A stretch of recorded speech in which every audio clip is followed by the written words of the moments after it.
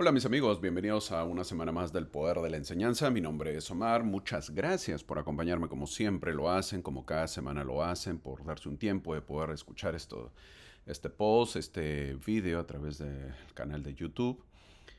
Como saben, estas enseñanzas es poderles brindar alguna, no solamente información, sino también brindarles algunas alternativas para que puedan enseñar ese conocimiento a los demás y obviamente puedan edificarse todos en venir a Cristo, enseñar un poco más de Cristo, conocer un poco más a Jesucristo, que ese es el objetivo de nuestra fe, de nuestra religión, de nuestra creencia y nuestro objetivo y propósito de la vida. Así que todos en venir a Cristo cumple el objetivo de poder estas clases llevar a cada uno de ustedes. Así que vamos a empezar esta semana. Como saben, estamos estudiando el libro de Doctrina y Convenios. Nos corresponde lo que es la semana del 14 de julio al 20 de julio. Ya vamos a terminar el mes. Estamos en el manual Ven, sígueme de la Iglesia de Jesucristo de los Santos de los Últimos Días.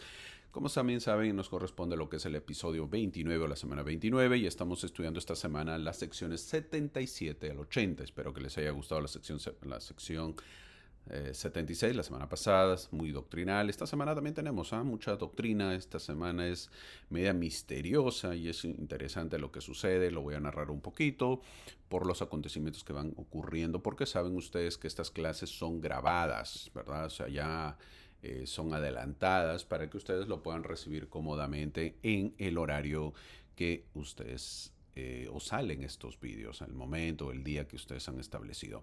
El título de la clase para esta semana que pone el manual es Yo os guiaré. Y ahí está, se ve la imagen al Señor Jesucristo con una lámpara tratando de guiar a los que lo ven.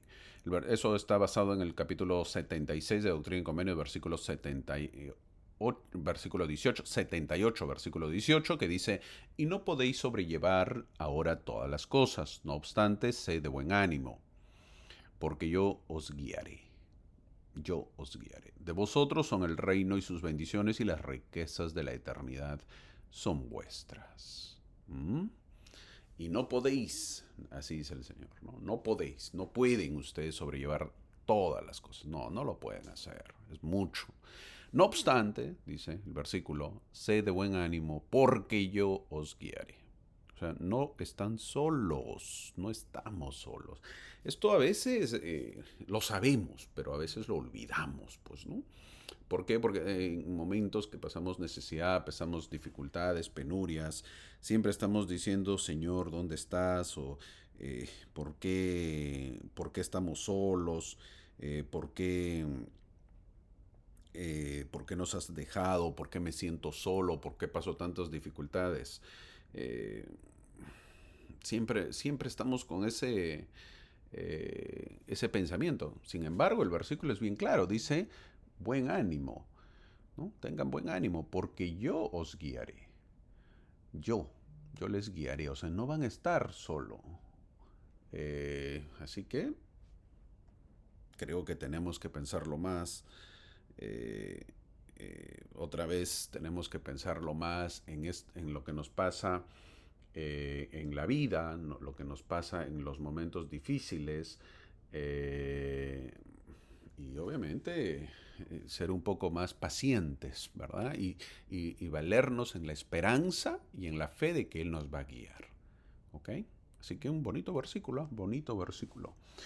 Esta semana veremos 4 secciones, las secciones 77, 78 y 79 y 80. Vamos a hablar acerca del Apocalipsis, vamos a hablar de la consagración, vamos a hablar también de que el Señor va a bendecir a sus siervos fieles y que, como siempre, declaremos las cosas que siempre hemos oído. La semana pasada fue una de las clases de pura doctrina, digo esto porque no es muy conocido para la gente, los grados de gloria.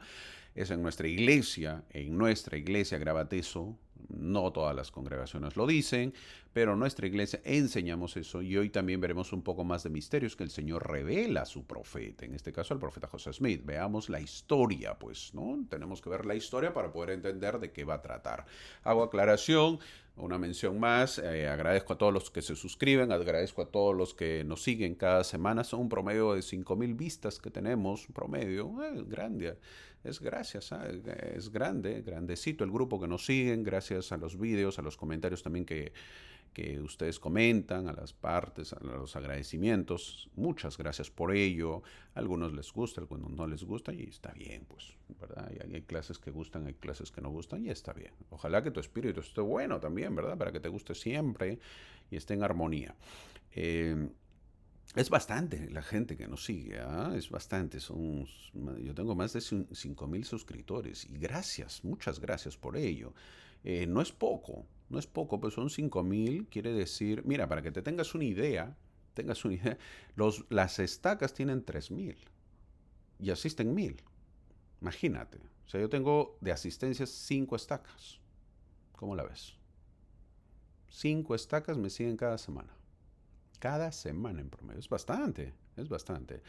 Digo en 3.000 de asistencia, pero tú ves en la estaca cuando van en la conferencia de estaca no llegan a 1.000. Entonces es por eso digo en promedio, ¿verdad? Pero si estamos hablando en conjunto de gente, obviamente son 2 estacas, ¿no? Promedio 3.000, 5.000, ¿verdad? Promedio. Entonces bastante. Gracias, gracias por ello. Gracias porque he tratado y trato de darles un poco de conocimiento, de experiencias, algunas historias repetidas de repente porque, bueno, se me vienen a la mente en el momento. Pero espero que a ustedes les ayude y puedan fortalecer su fe. Si eso logramos a través de la clase, pues en buena hora. Así que veamos un poco de la historia. Ahora sí nos metemos a la clase. Antes de ello, vamos a ver Apocalipsis. Y les comento que yo estoy grabando y ahorita ha pasado el momento donde Estados Unidos ha atacado Irán. Ha atacado sus bases nucleares. Una vez más eh, les digo de que, ¿qué hacer con eso? Nosotros somos un pueblo pacífico, personas pacíficas, la iglesia busca personas pacíficas y lo somos, sí. El país Estados Unidos, de repente tú vives en diferentes lugares y puedes estar en contra o a favor de Estados Unidos. Tienes tu motivo y tu razón, está bien. Y la pregunta es, ¿está bien que se ataque, hermano? ¿Usted qué opina? ¿Usted qué piensa? En primer lugar, yo siempre vuelvo a repetir, estoy de paz, no soy un militar. Ojo, agradezco a los militares de todos los países. ¿Por qué? Porque ellos dan sus vidas y gracias a ellos pues se controla la violencia, se controla el mal, ¿verdad? O las guerras. Si no, sería un caos el mundo, ¿ok? Eso antes que nada. Segundo, uno de los motivos es que ha estado en guerra Irán y obviamente Israel. Israel e Irán, uno le lanza misiles y ojo, son misiles pues ya ahora prácticamente de largo alcance, porque estamos hablando que existe entre ambos países 1.500 kilómetros de distancia, un promedio, 1.500 kilómetros, sabiendo que en medio, o sea, si ustedes ven el mapa, Israel no colinda, no tiene frontera con Irán, porque si no ya se hubieran agarrado a golpes hace tiempo. Sin embargo, en medio de los dos países está Jordania, o Jordan, o Jordania, Jordania en español, Jordania en inglés, y el país de Irak. Ambos países están en medio y sin embargo los misiles pues, pasan por sus cielos, ¿verdad? Y debe ser terrible vivir en esos, ¿verdad? Tú imaginas mirar un misil que pasa y de repente te cae, a ver, ¿qué haces? ¿A quién le echas la culpa? ¿Mm? Terrible, es terrible mirar los misiles que pasan por tu techo, por tu casa, por tu segundo piso, tercer piso. ¿Mm? Es terrible, es feo. Debe ser atemorizante. Entonces, obviamente, se estaban lanzando misiles, pero llegó un momento en que Israel, según lo que dicen las noticias, ya no puede atacarles algunas montañas por una razón, porque ellos están produciendo, te comento para que conozcas un poquito, y lo que tiene que ver un poco, bueno, lo vamos a ver un poquito, préstame atención un ratito. Ya no puede atacar esas zonas montañosas, no porque no llegan sus misiles de Israel, sino porque Irán ha construido debajo de esas montañas, imagínate el dineral, millones de millones gastado y el pueblo sigue pobre. Esas son las guerras, ¿eh? Por si acaso. Pero bueno, ha construido ahí centrales, obviamente, para producir la bomba nuclear. Hay que entender, eso no se entiende a veces y creen que, hey, ya, un ejemplo, vamos a poner a Guatemala. Guatemala decide mañana construir una bomba nuclear. No es así, no es así. O sea, eso toma años. ¿Por qué? Porque el uranio es un material que se encuentra en la naturaleza, viene obviamente transformado, hay que transformarlo al uranio y tiene que pasar varios procesos que toma tiempo. Con las centrífugas se tiene que ir, como entre comillas, vamos a llamar, para que lo entiendas, se tiene que pulir, ¿verdad? Vamos, no se pule, pero se tiene que adquiere mayor grado. Entonces, obviamente que conforme va avanzando el uranio, se va poniendo más peligroso y hasta que puedes formar la bomba nuclear. Así funciona. Entonces, ellos lo que han estado haciendo es, han estado teniendo pues las centrífugas, teniendo todo para lograr, pero como toma tiempo, obviamente Israel se ha dado cuenta y dice, oye, ¿qué estás haciendo? ¿Estás haciendo lo que vas a hacer? No, dicen, no, ¿quieres hacer una bomba nuclear? Y Irán dice, no, no queremos, solamente queremos usarlo, el uranio. Y eso es falso, ¿por qué? Porque todo indica que tienes las centrífugas, tienes todo, vas a lograr en algún momento la bomba nuclear y tú eres peligroso. ¿Por qué? Porque somos enemigos, ¿verdad? Y obviamente se odian los islámicos de la religión del Islam, que vienen a ser los musulmanes, contra los judíos, que vienen a ser los mosaicos, pues, ¿no? De la ley mosaica, que vienen a ser los judíos, los israelitas. Entonces, obviamente, no pueden atacar esas lugares donde están el uranio, donde están sus materiales. Por lo tanto, el único país que ha podido hacer es Estados Unidos a través de unas bombas especiales que van y destruyen hasta el fondo de las montañas. O sea, te chocan la montaña es inmensa, imagínate una montaña, chocan la punta, y obviamente pues derrumba la punta, derrumba una parte. No, esto va hasta el fondo, entonces de tal manera que son destruidas. Irán ha dicho, bueno, sí, nos has dañado, entre comillas, como quieren decir, no, nos has destruido todo. Y Estados Unidos dice, sí, veremos qué pasa después. Ya Irán se ha enojado porque dice que ahora sí atacará a Estados Unidos. Estados Unidos ha dicho, mira, yo no quiero guerra, solamente quiero que no hagas eso. Tranquilo, quiero la paz. Lamentablemente hay un dicho, ¿verdad? La fuerza, la guerra llega, o la paz llega a través de la guerra. Si tú dominas o demuestras todo tu poder, vas a tener paz.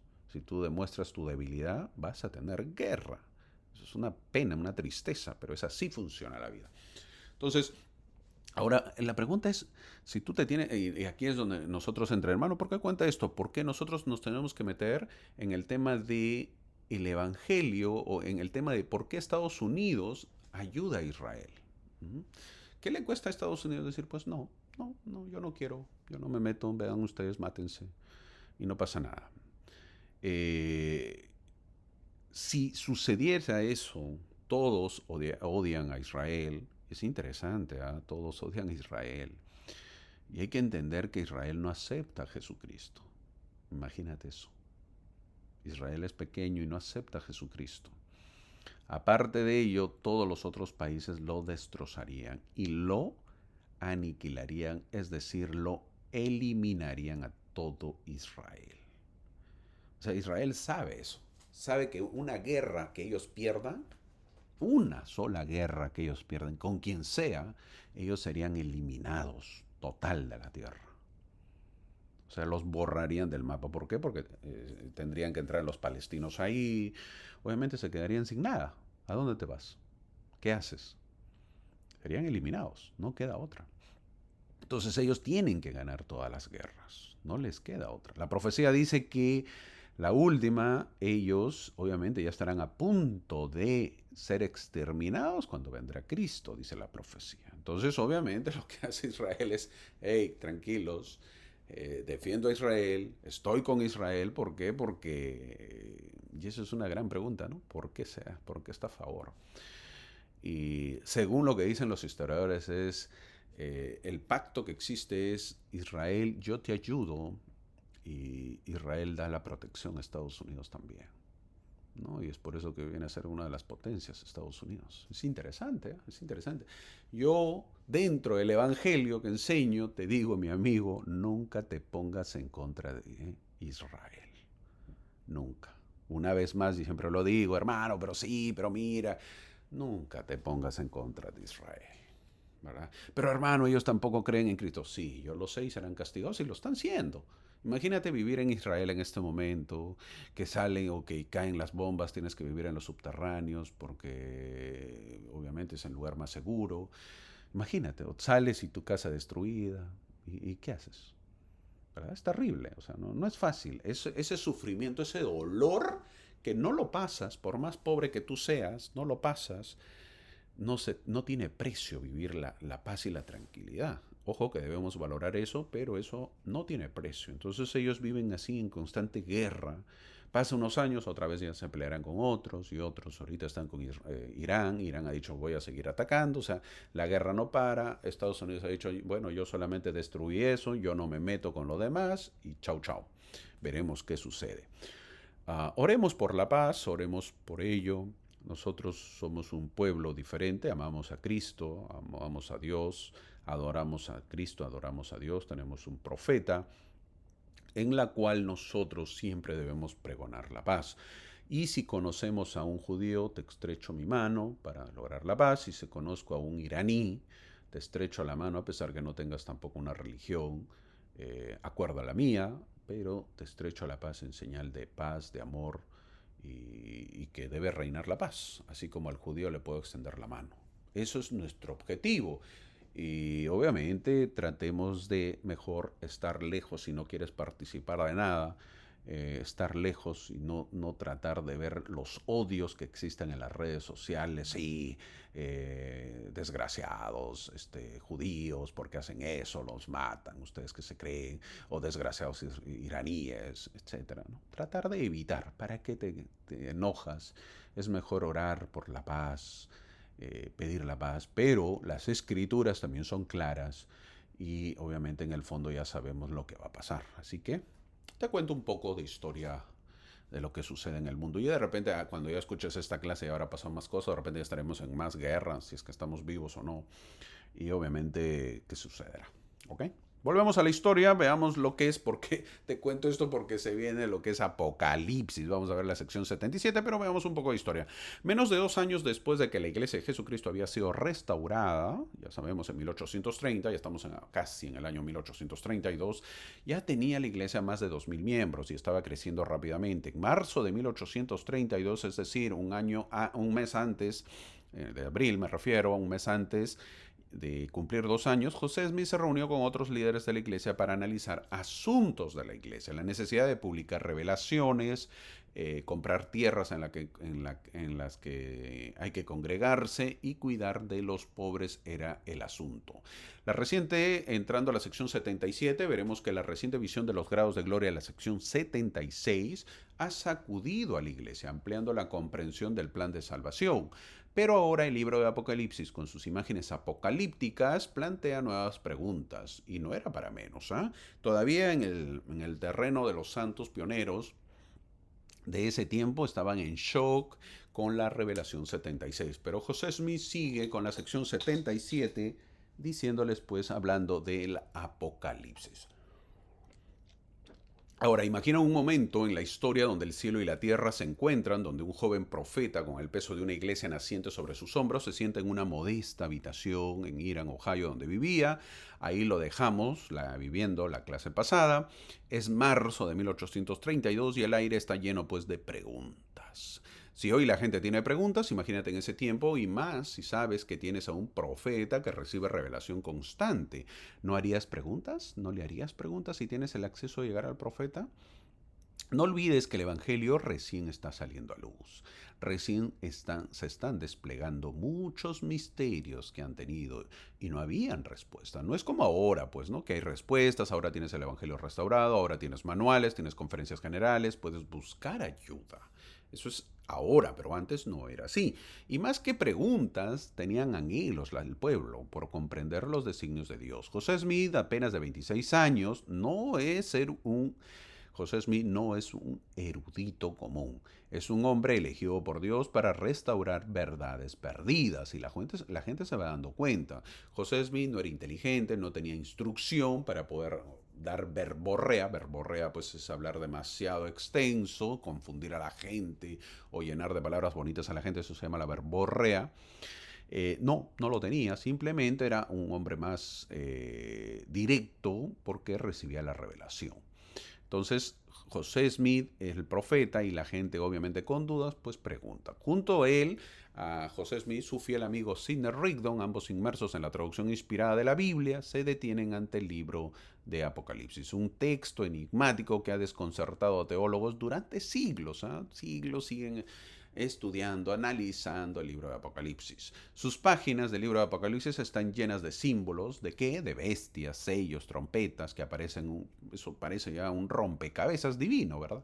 Pero José Smith no se conforma con la confusión y lo que él hace es, él pregunta y Dios responde. En ese instante el Espíritu desciende como un torrente de luz. José recibe una revelación que no solo aclara los misterios de Apocalipsis, sino que ofrece una llave para entender el plan eterno de Dios. Los capítulos comprendidos son los capítulos del 4 al 11 del libro de Apocalipsis. De eso trata José Smith, lo que da respuestas en esta sección.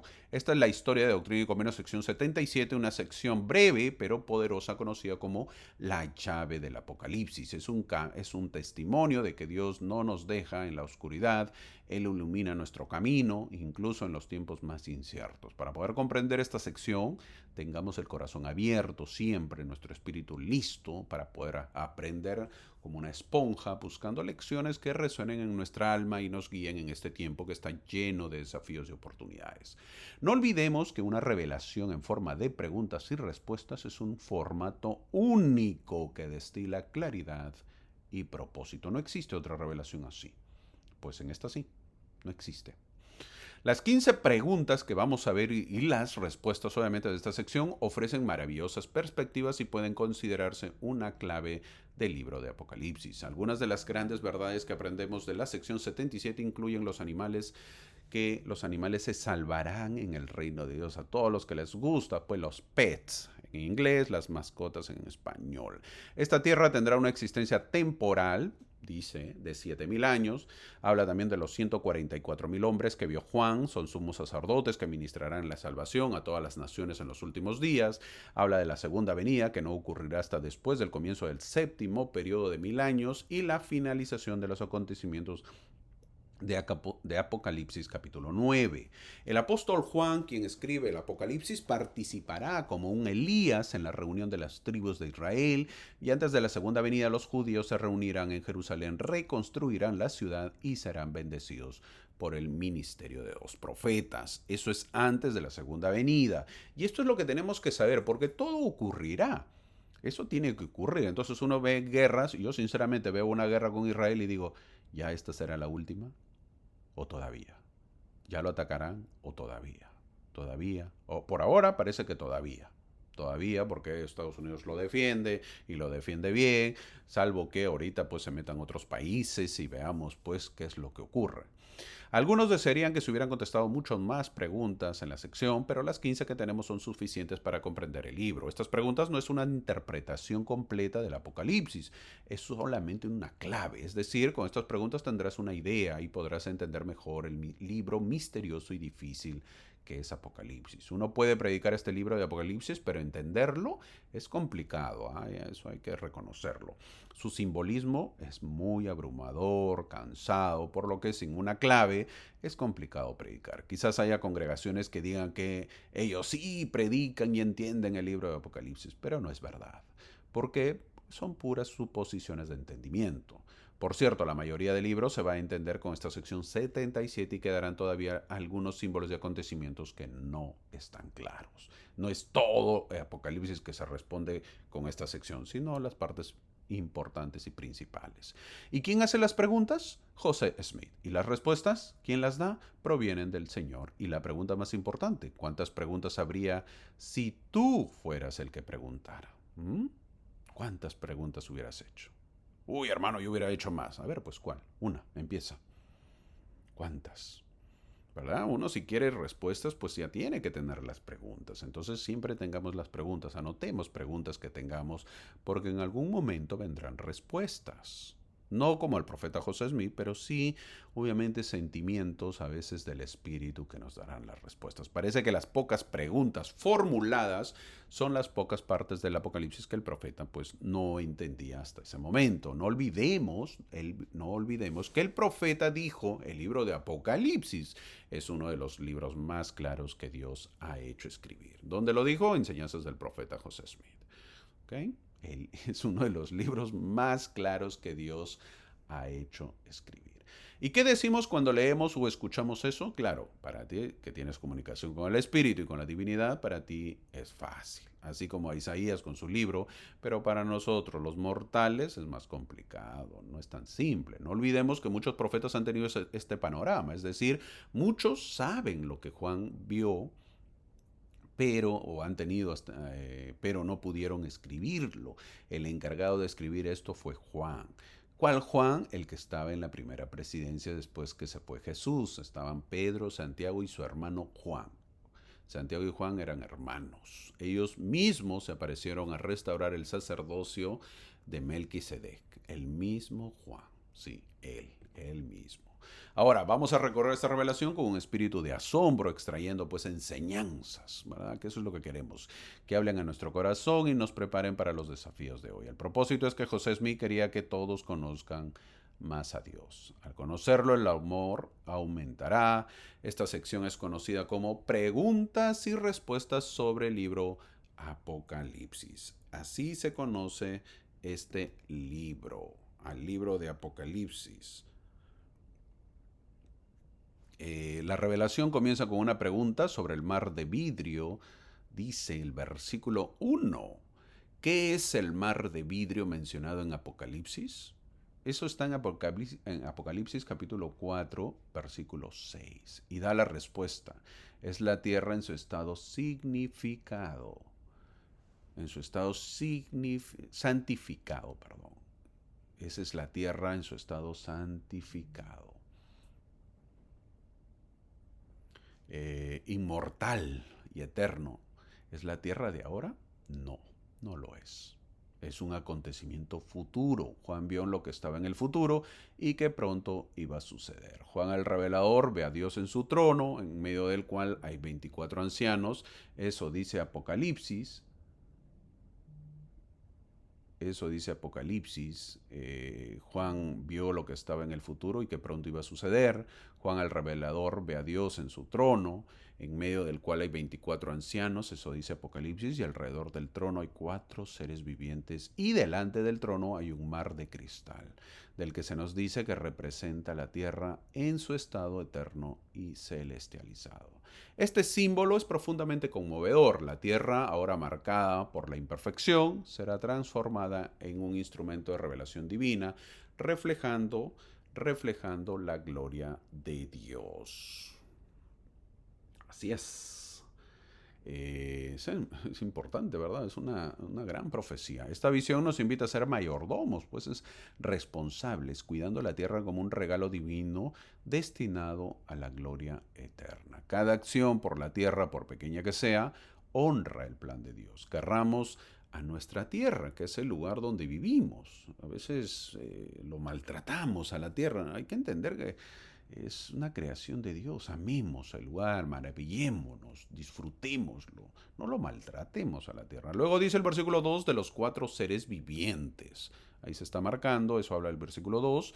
El gran secreto era mostrar a Juan lo que había en el cielo. Juan aprendió que Dios se glorificaba salvando todo lo que sus manos había hecho, sean bestias, aves, peces u hombres, y que se glorificará con ellos. Aquí se nos informa de que Dios creó a las bestias, así como al hombre, a los reptiles y a las aves del cielo, y colocó en cada uno un espíritu a la exacta semejanza de su cuerpo, es decir, creó a cada criatura a la semejanza de su espíritu. Por lo tanto, son entidades vivientes con derechos a la misericordia de Jesucristo y a recibir la resurrección. Hago aclaración que no me gustan los animales, por si acaso. Sí, pues hermano, ¿cómo puede ser posible que no le gustan? Pues no me gusta. Por cierto, una cosa es que no me gusten y otra que los odie. Yo no odio, simplemente pues no me gusta. Simplemente para mí los animales son animales y se les debe tratar como tales. Pero hay muchos que aman y adoran a sus mascotas y se respeta, pues no, cada quien así con los animales como guste. Así que este versículo les debe ayudar para los que han perdido a sus mascotas porque también resucitarán. Así aprendemos que todas las cosas fueron creadas por nuestro Padre Celestial y no hay nada que tenga vida que Él no haya creado. Además, cada cosa volverá a vivir recibiendo el beneficio de la resurrección. Es decir, tu mascota resucitará. Qué interesante, ¿eh? Qué interesante. Supongo que muchos estarán felices con esto de las mascotas, pero es bueno saber que la persona vale más que un animal. Eso tiene que tener claro y que en lugar de amar a un animal mucho mejor, es amar a una persona. Si digan, hermano, lo siento, yo con usted y a partir de ahora no lo sigo, pues no me sigas, no hay problema. Pero estoy en contra de usted, mi hermano. Porque un animalito es fiel. Siempre está con uno. La respuesta siempre será, la persona es mucho mejor amar que el animal. Eso tiene que quedar claro. El mandamiento es amar a tu prójimo como a ti mismo. No dice ama a tu mascota como a ti mismo. Sigamos con la clase porque sé que muchos ya deben estar enojados ahí, cargando sus animales y enojados conmigo. Supongo. Sé que muchos aman a sus mascotas y qué bueno por ustedes, pero son animales. En el versículo 3 debemos entender que habrá bestias de varias clases después de la resurrección en cada uno de los reinos, celestial, terrestre y celestial. Sería muy extraño que alguno de los reinos no hubiese vida animal. No sería terrible, pues, y vegetal. ¿No? Imagínate un lugar celestial, un lugar terrestre y celestial sin animales y sin vegetales, o sin plantas, sin árboles. No habría lógica. Estos reinos serán muy hermosos en su estado inmortal. Incluso el celestial superará la comprensión del hombre, lo vimos la semana pasada. Es decir, en los reinos de gloria también habrá animales y plantas. Si no, no sería reino. Sería terrible, ¿verdad? Hermanito, una vez más, ¿y mi mascota? ¿En qué reino va a estar, hermano? Cuéntemela. En vista que tu mascota siempre ha sido tratado como rey, estará pues en el reino celestial, mientras sus dueños, o sea, ustedes, estarán en el reino celestial. ¿Cómo la ves? Allí, dice, será el llanto y crujir de dientes, al saber que su mascota pues obtuvo un grado de gloria más alto que el dueño. Sería terrible, ¿ah? Muy terrible. Esto es una broma, pero sería terrible, ¿verdad? Muy terrible. El versículo 4 habla de las alas. A veces se ve dibujos de ángeles con alas y las alas son una representación de su movimiento, pero no indica que tengan alas. Las alas son simbólicas. Cuando dije o dice que son una representación de luz y conocimiento, dice el versículo 4 y 5. Una vez más, Juan está teniendo la visión a futuro. Es decir, estos 24 ancianos todavía estaban vivos, pero él los ve en el futuro. En la época en que Juan escribía era una gran persecución y martirio para los santos. Los líderes de la iglesia a quienes él dirigía sus palabras experimentaban grandes dificultades en esas terribles circunstancias. Recibieron la confirmación de que si soportaban fielmente sus pruebas serían exaltados en la presencia vestidos de ropas blancas con coronas en su cabeza. Qué gran consuelo, ¿verdad? Debe haber sido para ellos recibir ese mensaje de Juan y qué fuente de fortaleza más grande. Luego nos dice del libro sellado con 7 sellos en el versículo 6. ¿Qué es el libro sellado con 7 sellos? Dice que contiene la voluntad, los misterios y las obras de Dios para la tierra durante sus 7000 años de existencia temporal. Cada sello representa 1000 años. Esta revelación nos da una perspectiva divina. La historia de la tierra está dividida en 7 milenios desde la creación. ¿Cómo es eso, hermano? Sí, desde Jesucristo, que nació supuestamente en el año 0, no existe el año 0, sino el año 1, pero desde ahí para atrás, hasta el tiempo de Adán, hay 4000 años, se calcula, 4000 años. Hasta el fin de los tiempos, ya estamos nosotros en el año 2000, o sea, quiere decir que 2000 años más ya han pasado.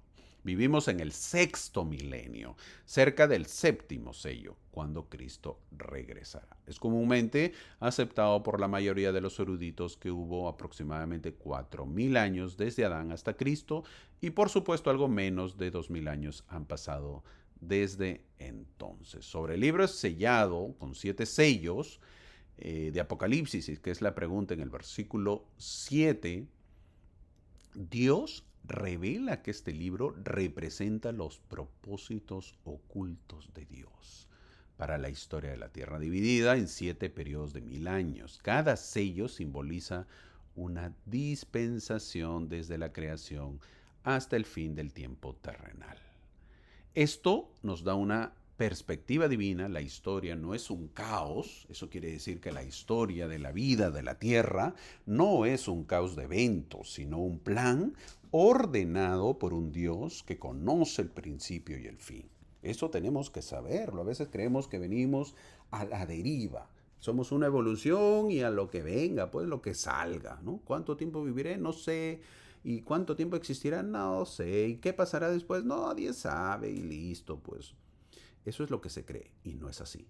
En estos tiempos vivimos en un mundo que a menudo parece desmoronarse. Conflictos globales, guerras, desastres naturales, polarización social. Este versículo nos asegura que los sellos se abrirán en su tiempo y que estamos en el 6.º sello, cerca del fin de los tiempos. Esta verdad nos invita a confiar en el cronograma de Dios, incluso cuando no entendemos el panorama completo. Aprendemos que no debemos temer el futuro. Aunque el mundo parezca incierto, Dios tiene el control. Vivamos cada día con propósito, sabiendo que estás en una dispensación crucial, preparando pues el camino para la venida de Cristo. Eso es el tema. Eso tenemos que saberlo. Nosotros estamos preparando el camino para la venida de Cristo. En el versículo 8 habla de 4 ángeles. Y veremos qué sucede con esos 4 ángeles. Estos ángeles son guardianes del plan de Dios, listos para ejecutar su voluntad. Su presencia nos asegura que el Evangelio prevalecerá, incluso en tiempos de juicio. El Evangelio es nuestra ancla. Compartirlo con otros es nuestra misión, sabiendo que tiene el poder de salvar. Juan ve a 4 ángeles que están de pie en las 4 esquinas de la tierra, impidiendo que el viento destruya la tierra y el mar. Ahora, si profundizamos las escrituras, han declarado en otra parte, en la sección 86, versículo 5 de Doctrina y Convenios, dice lo siguiente: He aquí, de cierto os digo, los ángeles claman al Señor día y noche, y están preparados y esperando ser enviados a cegar los campos. ¿Qué es cegar? ¿Qué es cegar? A ver, busca. Cosechar, pues, ¿no? Ya, de una vez, el final.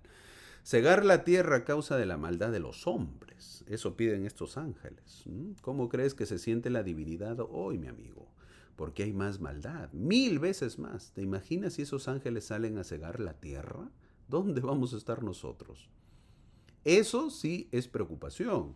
La preocupación de la Tercera Guerra Mundial es lo de menos, que esos ángeles salgan a cegar. ¿Tú te imaginas en la historia en el Antiguo Testamento hay de un ángel, cuando Israel estaba siendo atacado, vino un ángel en la noche y mató a todos los enemigos? ¿Te acuerdas? No sé si te acuerdas, en el Antiguo Testamento estaban todos y el pueblo de Israel no sabía qué hacer, estaba obviamente sitiado, le llaman, y vino un ángel y mató a todo el enemigo. Los israelitas salen al día siguiente y encuentran a todos muertos. Imagínate que salga así, que pase eso. Es terrible.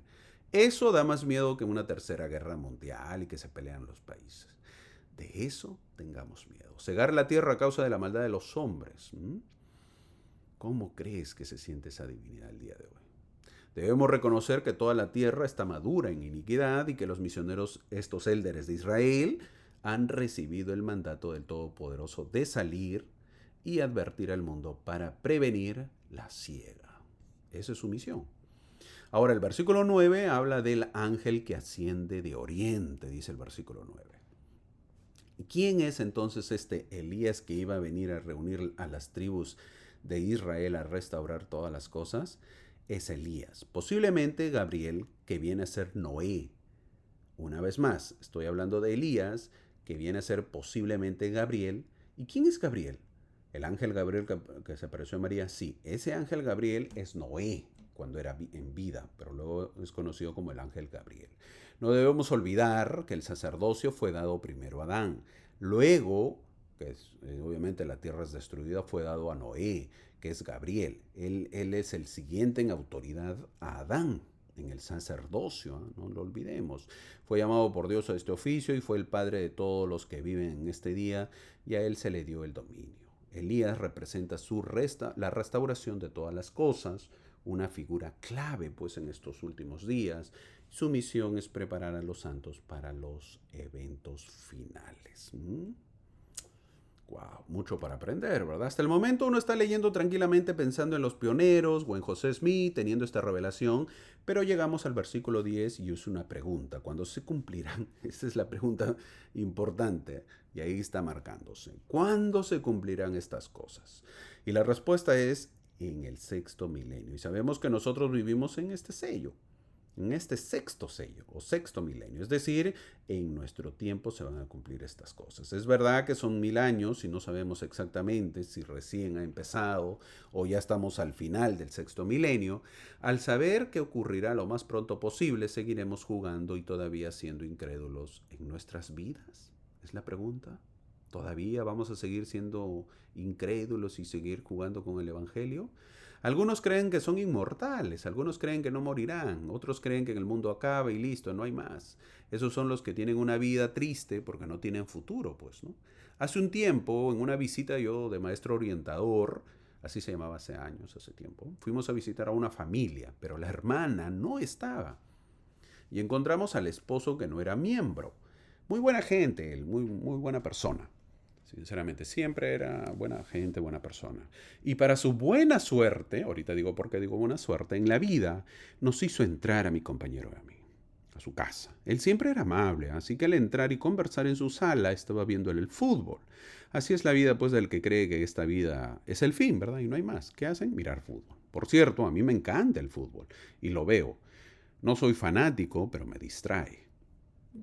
Tampoco sigo perennemente, pero lo veo. Mi compañero, bueno, en ese entonces, que era compañero de maestro orientador conmigo, mi compañero le dijo que apagara la televisión un momento para poder hablar. Fue así, de frente, a directo. Estoy hablando que yo era maestro orientador, no era misionero ya, ¿verdad? Ya años después. A mí me sorprendió y de frente le preguntó mi compañero, que le dijo que apague el televisor. Muy amablemente también le dijo y lo apagó el hermano. No se negó y le dijo que él quería hablar un momento con él. Y le dijo de frente para hablar. Y a mí me sorprendió y de frente le preguntó, ¿cuál es el propósito de su vida, mi hermano? Y yo estaba a su costado ahí escuchando sentado, yo que había estado sentado cómodamente esperando que pase un poco la hora hasta que venga la hermana, porque a ella le íbamos a compartir el Evangelio, me sorprendió con esa pregunta que le haga al hermano, ¿no? Y de frente, así, sin, como se dice, seca la pregunta, directa, sin preparación, sin nada, de frente le hizo la pregunta. Y uno que ha sido misionero, pues es como si me hubiesen trasladado a mi época proselitista, ¿verdad? Y fue como un golpe espiritual que me dieron a mí. Así que me senté ya, yo que estaba medio reclinado en el sillón, me senté al filo del sillón, obviamente no podía perder el tiempo de lo que este hermano estaba haciendo y traté de poder suavizar la pregunta que parecía muy fría y seca. Hermano, ¿para qué cree? Le dijo, ¿para qué cree? Obviamente yo le dije, hermano, ¿para qué cree usted que hemos venido a este mundo? Le dije. Y nos dijo que él siempre había pensado en eso, que no sabía que habíamos venido, porque a decir verdad ya estaba cansado de tanto trabajar y que el fútbol ya le cansaba también. Mi compañero, mi buen compañero, le compartió en ese momento su testimonio, diciendo que el propósito era amar a Dios y servirle, porque algún día seremos juzgados todos. Luego le compartí mi testimonio, diciendo que nuestras vidas pasajeras siempre son con propósito, que hemos venido a ser felices y demostrar nuestra fe en Cristo, y después de unos minutos de hablarle brevemente el plan de salvación, es cuando le hicimos la pregunta decisiva.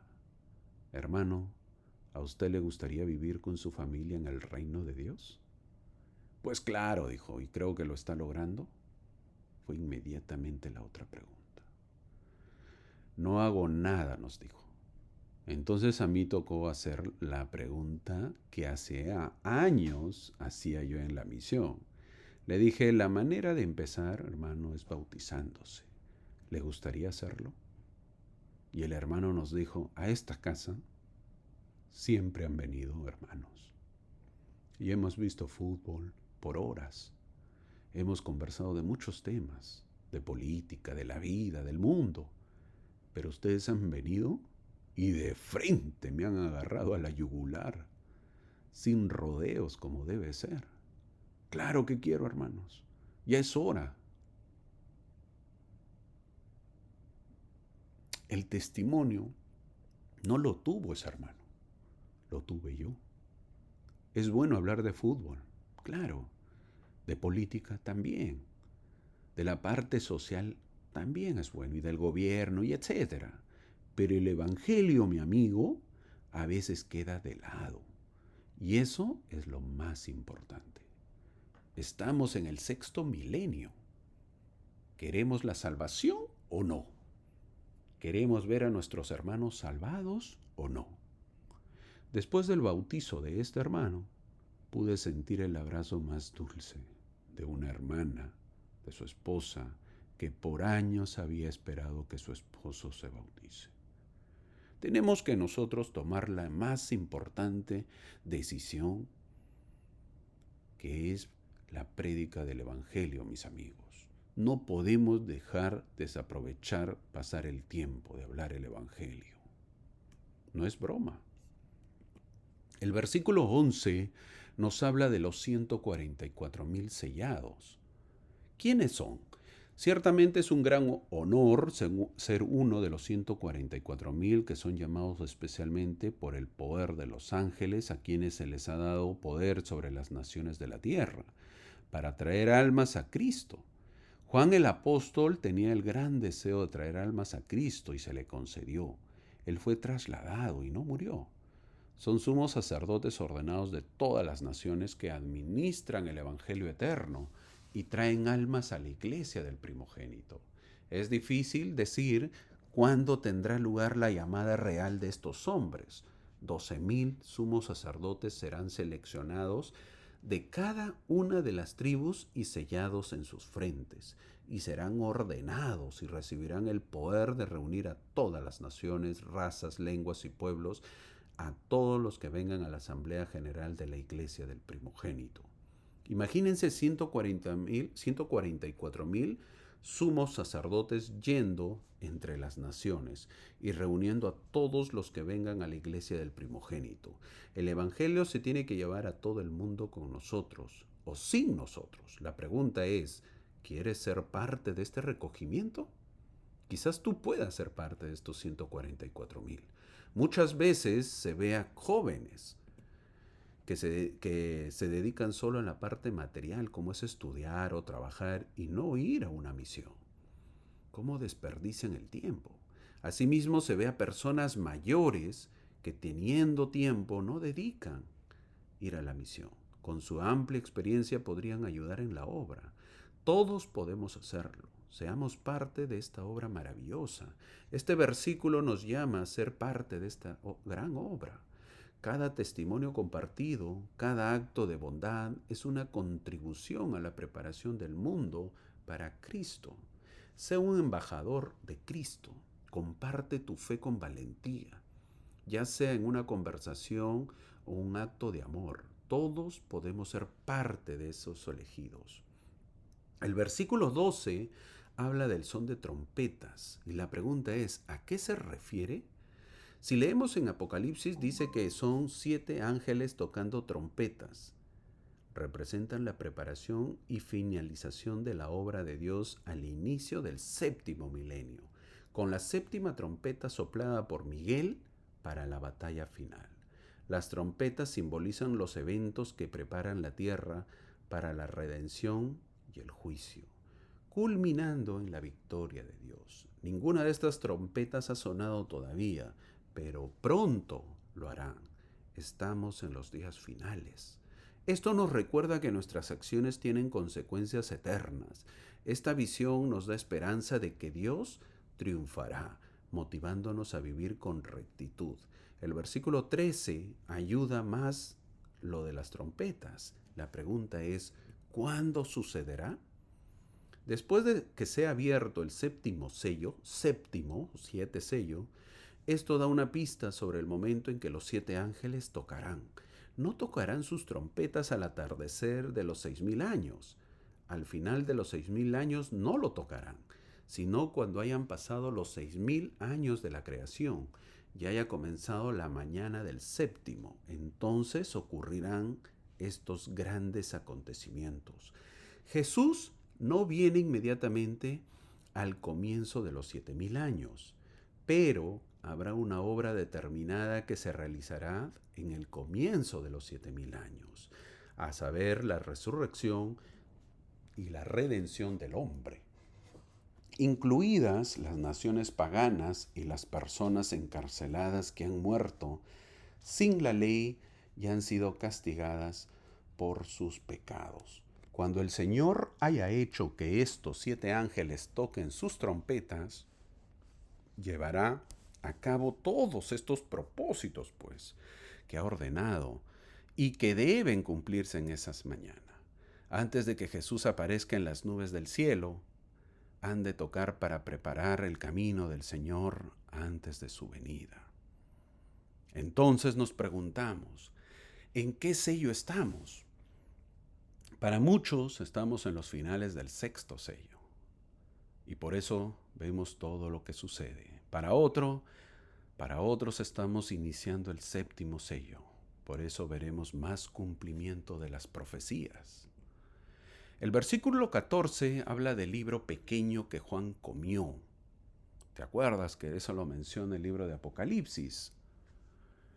Tal vez parezca extraño comer un libro. La imagen es un símbolo de la aceptación de una misión del Señor. ¿Cuál era la misión de Juan? Era reunir a las 12 tribus de Israel. Esto comenzó con su ministerio mortal y continuó con la aparición a José Smith y Oliver Cowdery para restaurar el sacerdocio de Melquisedec. Además, ha trabajado como un ser trasladado entre las 10 tribus perdidas, preparándolas para la segunda venida de Cristo. El librito dulce en la boca pero amargo en el estómago representa la misión de Juan, que es gloriosa pero desafiante. Nos invita a aceptar nuestra propia misión, aunque implique sacrificios. Esta verdad nos anima a actuar con fe, confiando en las promesas de Dios. El versículo 15 menciona a los 2 testigos que dice el Apocalipsis. Estos profetas jugarán un papel crucial en la restauración, testificando en un tiempo de gran oposición. Nos recuerda que Dios siempre tiene profetas para guiar a su pueblo. Debemos escuchar a los profetas vivos cuyas palabras nos preparan para los últimos días. Los 2 testigos profetizarán durante 3.5 años, 3 años y medio, y su campo de labor será Jerusalén, después de que los judíos la reconstruyan. Mediante sus profecías y el poder de Dios que las acompaña, las naciones que se han congregado contra Jerusalén serán mantenidas a raya. Estos profetas las mantendrán bajo control mediante su fe y poder. Poco a poco estas naciones vencerán a los 2 testigos y, tras cumplir su misión, serán asesinados y sus cuerpos permanecerán 3 días y medio en las calles de la ciudad. Entonces se producirá un gran terremoto y estos 2 testigos serán arrebatados al cielo. Es decir, esto es una señal también que sucederá. Mi amigo, si sabes las señales, no podemos temer, sino más bien estar preparados con nuestro aceite. Doctrina y Convenios, la sección 77, no es solo una explicación de símbolos, es una invitación a vivir con fe en los últimos días. Enfrentamos un mundo lleno de incertidumbre, pero también de oportunidades para brillar como discípulos de Cristo. Dios tiene un plan y la historia de la tierra está ordenada y cada evento nos acerca a la venida de Cristo. Toda la creación es sagrada, desde los animales hasta los humanos. Todo tiene un lugar en el reino de Dios. Somos partes de una gran obra. Como los 144,000 estamos llamados a compartir el Evangelio y preparar el mundo. Entramos a la sección 78, conocida como la consagración, un convenio sempiterno. José Smith, sí, ese joven profeta, ¿le creerías a ese joven que ahora no busca riquezas ni poder, sino busca la voluntad de Dios para su pueblo. Por eso da revelaciones. En ese momento sagrado el cielo se abre, una voz divina clara y llena de amor habla al corazón de José. Otra vez es marzo de 1832 y lo que recibe no es solo una instrucción, sino un mandato celestial para transformar vidas. La revelación conocida como Doctrina y Convenio 78. Esta sección no trata de reglas frías o estructuras burocráticas. Es un llamado apasionado a la unidad, la generosidad, la consagración, principios que desafían el egoísmo del mundo y nos invitan a vivir como verdaderos discípulos de Cristo. Dios había revelado la ley de consagración. ¿Cuándo? En la sección 42. Un sistema donde los santos consagran sus bienes a la iglesia, reciben una mayordomía según sus necesidades y usan el excedente para ayudar a los pobres y edificar Sion. Sin embargo, implementar esta ley no es fácil. Algunos santos dudan, otros malinterpretan el principio y los enemigos de la iglesia buscan cualquier oportunidad para atacarla. Además, la tienda de Neuel Whitney en Kirtland, un centro económico clave para los santos, necesita una estructura formal para operar bajo la consagración. En este momento de tensión y esperanza es cuando José recibe Doctrina y Convenio sección 78. La revelación establece la orden unida, una organización sagrada para administrar los bienes consagrados. Pero más allá de la logística, esta sección es un manifiesto espiritual, un llamado a vivir como hermanos, a compartir con generosidad y prepararse para recibir las bendiciones eternas de Dios. En el versículo 3 de esta sección se habla del almacén para los pobres.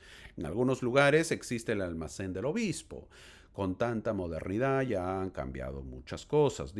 Antes había almacenes, que eran lugares que tenían productos para los necesitados, pero también la iglesia le resultó más sencillo y más productivo entregar vales para canjearlos en supermercados, de tal manera que la iglesia ya no tenía los productos, ya no los almacenaba, porque se podían malograr y era más fácil para la familia que lo necesitaba poder ir y solicitar lo que necesitaba. Aunque esos vales eran para productos de primera necesidad, es decir, solo alimentos, nada más. Ese es el objetivo. Con esto podemos ver que el Señor siempre ha estado pendiente de los más necesitados.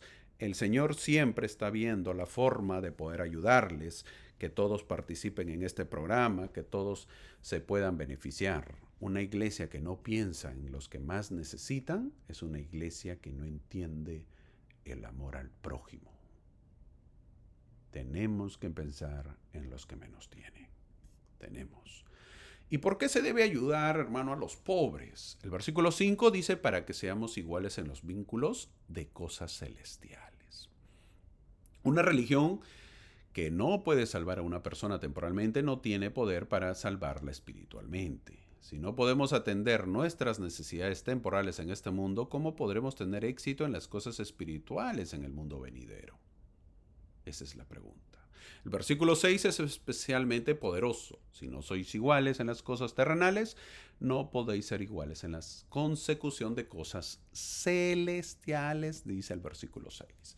Estas palabras resuenan como un trueno, desafiando el individualismo que domina nuestra época. A los santos se les instruye que es esencial que sean iguales en todo. De lo contrario, no puede haber justicia. ¿Cómo sería el reino celestial si no prevalecieran allí la unidad y la igualdad?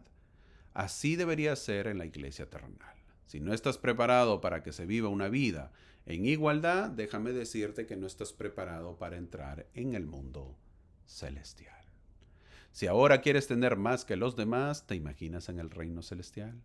Vas a querer ser más que los demás. Enoc y su pueblo estaban unidos tanto en las cosas temporales como en las celestiales, que alcanzaron tal éxito que el Señor los tomó. Si hubiera habido desigualdad, egoísmo, disputas y acusaciones contra Enoc, podría haber encontrado su destino junto con el resto del mundo en los días de Noé. Nos falta a nosotros trabajar en esto, en poder ser iguales, en que todos tengan lo mismo, en pensar en los demás como pensamos en nosotros. El hombre no fue creado para pisotear a su prójimo y disfrutar de todos los deseos de su corazón. Mientras miles sufren, ¿para eso hemos sido creados?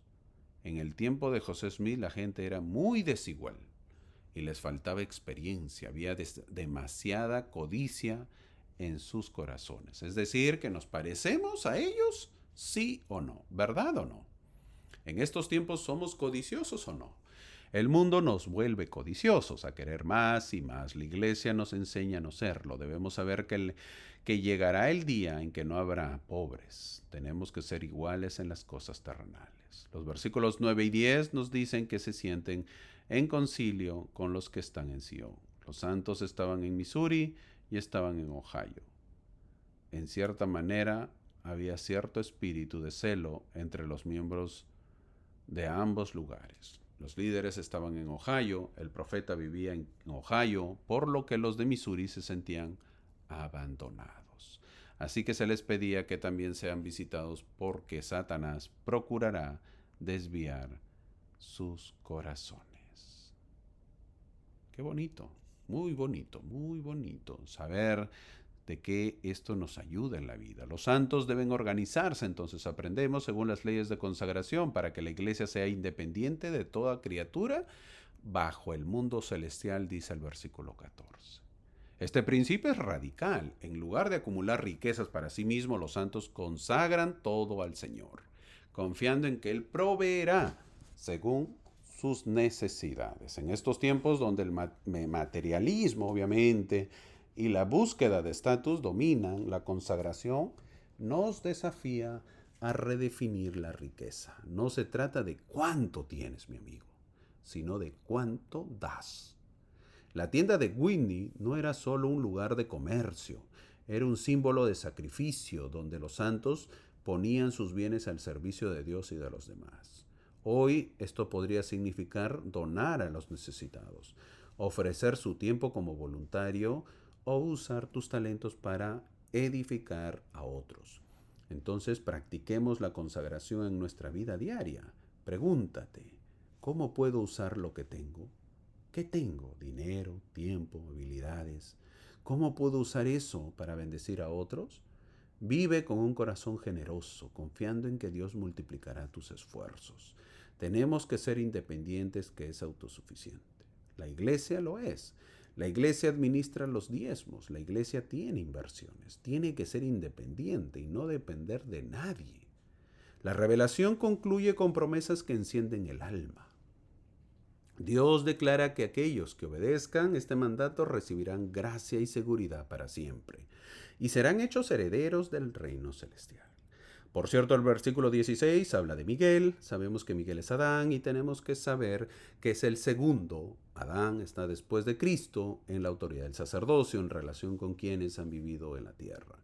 Sé de buen ánimo porque yo os guiaré, dice el versículo 18, que viene a ser el título de la clase. El reino es vuestro y sus bendiciones son vuestras y las riquezas de la eternidad son vuestras, dice. Estas palabras son un bálsamo para los santos de 1832, que enfrentaban pues pobreza y persecución. Y para nosotros hoy, que navegamos en un mundo de incertidumbre, este versículo 18 nos invita a levantar la cabeza y confiar en el liderazgo de Cristo. Él no promete un camino sin pruebas, pero sí promete estar con nosotros, guiándonos hacia un reino de gloria. Un santo de los últimos días siempre debe ser de buen ánimo, porque sabemos que Dios nos guía. Un sud siempre debe ser agradecido, dice el versículo 19. Recibir las cosas con gratitud. Uno de los mayores pecados de los que serían culpables los santos de los últimos días es la ingratitud. Debemos dedicar más oraciones a expresar gratitud y agradecimiento por las bendiciones que ya recibimos. Que nuestras oraciones sean: gracias, Padre, por un día más, por tener salud, bienestar, por pensar, por conocer tu evangelio, porque soy pecador y me acerco a ti.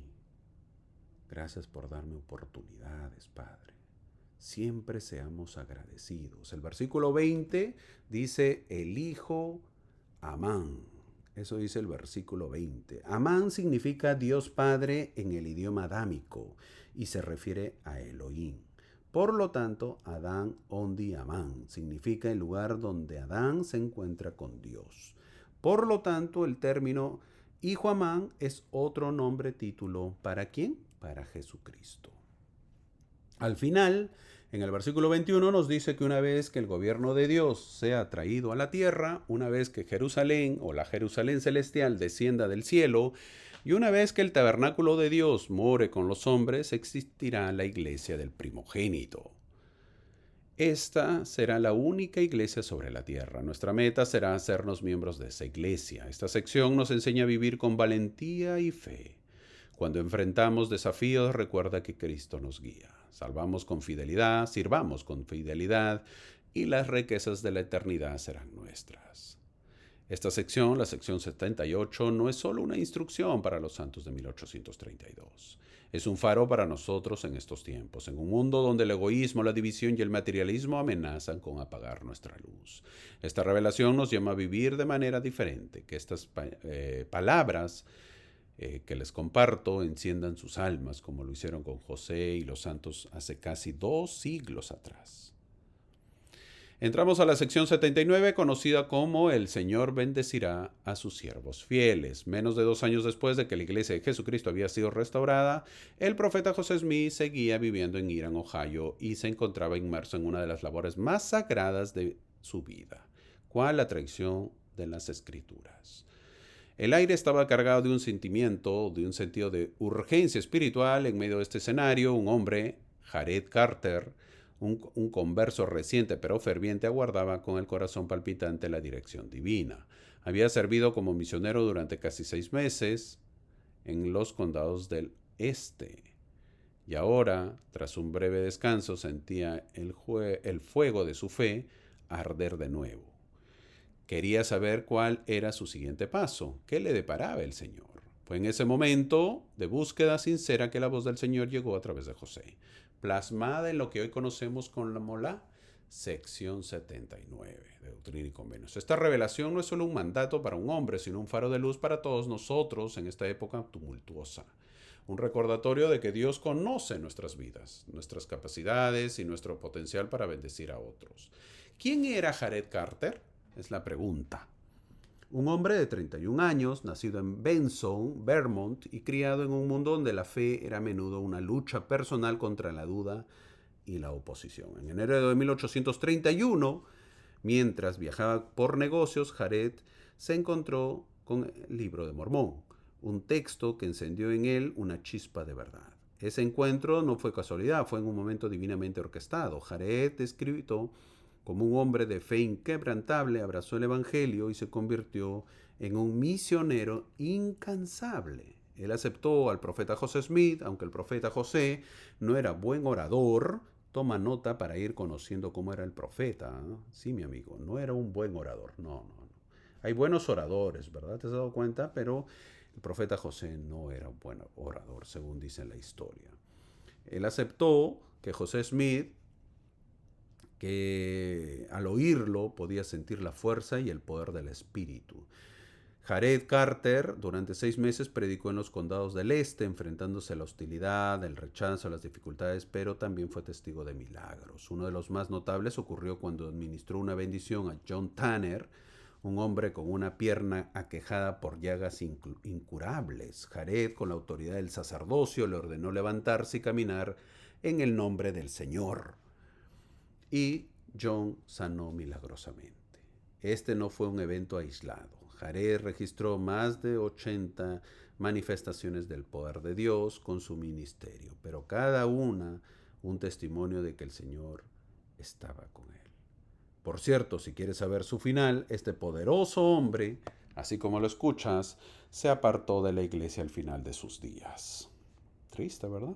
Es decir, que por más que seamos poderosos en el Evangelio, todavía nos podemos apartar. Ahora, marzo de 1832, Jared estaba de vuelta, probablemente agotado, pero lleno de un deseo ardiente de seguir sirviendo. La revelación de la sección 79 llegó como una respuesta directa a su anhelo de saber cuál era la voluntad del Señor para él. El Señor no solo le dio una misión, sino que le aseguró que su labor anterior no había pasado desapercibida. Este contexto nos enseña una lección poderosa. Dios ve cada esfuerzo, cada lágrima, cada paso dado en su nombre y nunca nos deja sin dirección cuando buscamos su voluntad con un corazón sincero. Eso es lo que aprendemos de esto, de este hombre, de esta sección también. El buen Jared Carter empezó una buena misión, tuvo una buena misión proselitista. En el versículo 1 el Señor lo llama mi siervo, un título que refleja su relación íntima con el Señor y le manda regresar a un lugar donde él ya había estado predicado, es decir, regresa al mismo sitio, le dice. En estos tiempos no sería muy agradable, ¿verdad? Porque siempre estamos buscando lo nuevo y lo novedoso, pero el Señor a menudo nos llama a regresar a donde ya hemos servido, a profundizar nuestro impacto, a sembrar donde ya hemos plantado. Entonces aprendemos que la obediencia repetida puede ser el terreno donde los milagros florecen. Dios no solo envía a Jared, sino que lo equipa con dones divinos, con la compañía del Espíritu Santo, el Consolador. Imagina el impacto si cada uno de nosotros se convirtiera en un portavoz de la verdad divina, guiado por el Consolador. La clave del proselitismo es tener al Consolador, al Espíritu Santo con uno para poder llegar a los corazones de las personas. En el versículo 3, el Señor eleva la mirada de Jared hacia la eternidad, no es el aplauso del mundo, sino la aprobación divina, la corona de la fidelidad. Esta sección termina exhortando que no temamos, dice el versículo 4. Nos dice que es el miedo, que el miedo no tiene lugar para Dios cuando Dios está con nosotros. No importa cuán oscura sea la tormenta, sea fuerte, sea la oposición, Dios promete librarnos y llevarnos a su presencia. Jared fue llamado a regresar a los mismos lugares donde ya había servido, y esto nos enseña que Dios valora nuestra perseverancia en las tareas que parecen repetitivas o poco glamorosas. En lo cotidiano también surgen milagros, y eso a veces no lo vemos, no lo entendemos. Llegamos a la sección 80, conocida como Declarad las cosas que habéis oído. Los miembros son pocos, los recursos escasos y las persecuciones acechan como sombras en la noche. En medio de este escenario, un joven de apenas 17 años, Stephen Burnett, así se llamaba este joven, y otro hombre humilde, Eden Smith, reciben ellos un llamado que cambiará sus vidas para siempre. Es marzo de 1832 y el Señor a través de José Smith les entrega una revelación divina, ahora conocida como Doctrina y Convenio sección 80. Un mensaje breve, pero cargado de poder, propósito y promesas eternas. ¿Quién es Stephen Burnett? Es un joven extraordinario. A los 16 años su corazón se encendió con el testimonio del Evangelio restaurado. Fue bautizado, ordenado como maestro, luego como elder y finalmente como sumo sacerdote antes de cumplir los 18 años. Su conversión no fue un evento pasajero, fue un torrente de fe que lo llevó a compartir el mensaje de Cristo con sus familiares, guiando incluso a sus padres a las aguas del bautismo. En enero de 1832, el Señor ya lo había llamado a predicar, dice la sección 75, y ahora en marzo recibe un nuevo mandato, esta vez junto a Eden Smith, un hombre de quien sabemos poco, pero cuya disposición a servir lo coloca al lado de Stephen en esta misión sagrada. José Smith se encuentra en Irán, Ohio, que era un centro de operaciones. Allí, en una modesta casa, el profeta trabajaba en la traducción de la Biblia, recibía revelaciones y guiaba a los santos a un mundo lleno de oposición. Apenas unos días antes, el 24 de marzo, José y Sidney Rigdon habían sido brutalmente atacados por una turba, arrastrados, golpeados y cubiertos de plumas, de alquitrán. Sobrevivieron milagrosamente, pero el dolor físico y emocional aún estaba fresco. En este contexto de sacrificio y persecución, el Señor habla, no con reproches, sino con un llamado claro y urgente. ¿Qué les dice en el versículo 1? Id por el mundo y predicad el Evangelio a toda criatura.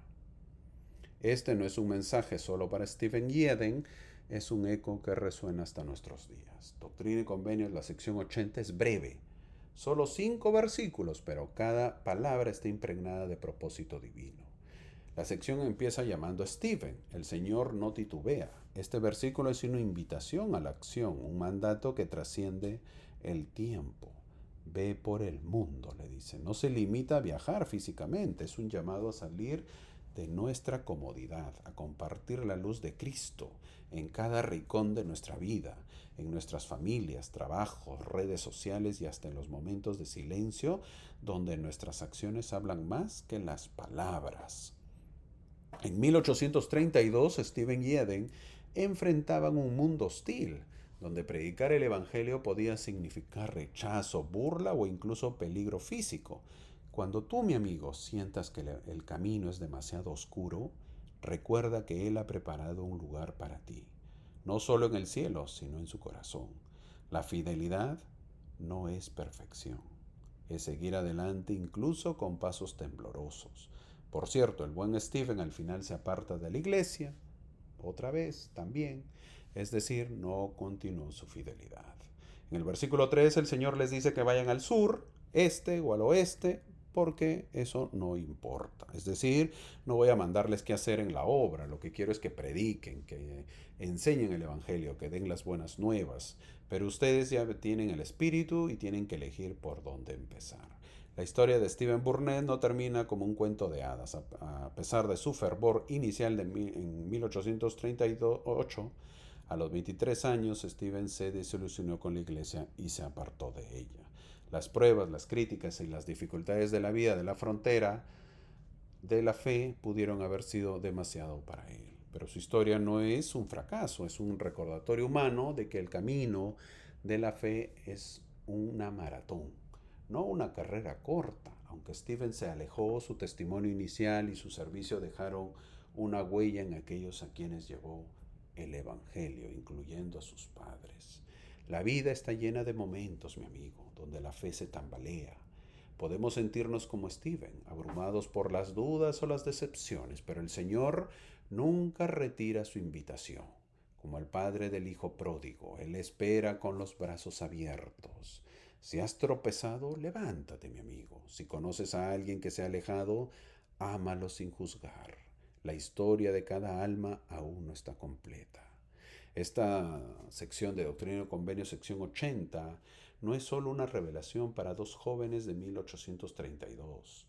Es un mapa espiritual para nosotros. Vivimos en un mundo dividido, donde la verdad se tambalea y el miedo reina, pero el Señor nos llama, como llamó a estos jóvenes, a ser sus mensajeros de esperanza. No necesitamos ser perfectos, solo necesitamos ser fieles. Cada pequeño acto de fe, cada palabra de amor, cada momento de valentía, es una semilla que el Señor hará crecer. Tenlo por seguro. La obra del Evangelio es dada a los pioneros y a nosotros también. Somos una iglesia misionera para llevar las buenas nuevas al mundo. Todos somos llamados. Tú también lo eres. Levántate, brilla y lleva la luz de Cristo al mundo. Estas cosas del Evangelio son para que las atesoremos en nuestro corazón y para que las compartamos con los demás. Gracias por acompañarme. Espero que hayas disfrutado esta clase y que te haya servido y que te haya acercado un poco más a las verdades y a las buenas nuevas del Evangelio. Te espero la próxima semana.